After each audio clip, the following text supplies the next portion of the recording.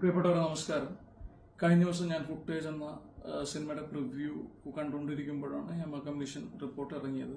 അപ്പം ഞാൻ സിനിമ കണ്ടതിന് ശേഷം പുറത്തേക്ക് ഇറങ്ങുമ്പോൾ ഞാൻ എപ്പോഴും തമാശ പറയുന്ന എൻ്റെ വളരെ അടുത്ത കുറച്ച് ഓൺലൈൻ സുഹൃത്തുക്കളെ കാണുകയുണ്ടായി. അപ്പോൾ അവർ സിനിമയുടെ റിവ്യൂ ചോദിക്കുകയാണെന്നുള്ള തരത്തിലാണ് അവർ വന്നപ്പോൾ ഞാൻ അതാണ് പ്രതീക്ഷിച്ചിരുന്നത്. പക്ഷെ അവരെന്നോട് ചോദിച്ചത് ഹേമ കമ്മീഷൻ റിപ്പോർട്ടിനെ കുറിച്ചാണ്. അത് വളരെ ഗൗരവമേറിയ വളരെ ദീർഘമായിട്ടുള്ള റിപ്പോർട്ടാണ്. അപ്പോൾ അതിനെക്കുറിച്ച് പ്രതികരിക്കണമെങ്കിൽ നമ്മൾ അതിനെക്കുറിച്ച് മനസ്സിലാക്കണം, പഠിക്കണം, എന്നിട്ട് പ്രതികരിക്കണം. അല്ലാതെ നമുക്കൊന്നും അറിഞ്ഞുകൂടാണ്ട് നമ്മൾ വായി തോന്നുന്ന വിളിച്ച് പറയുന്നത് വീട്ടിൽ തോന്നാണ് ഞാൻ വിശ്വസിക്കുന്നത്.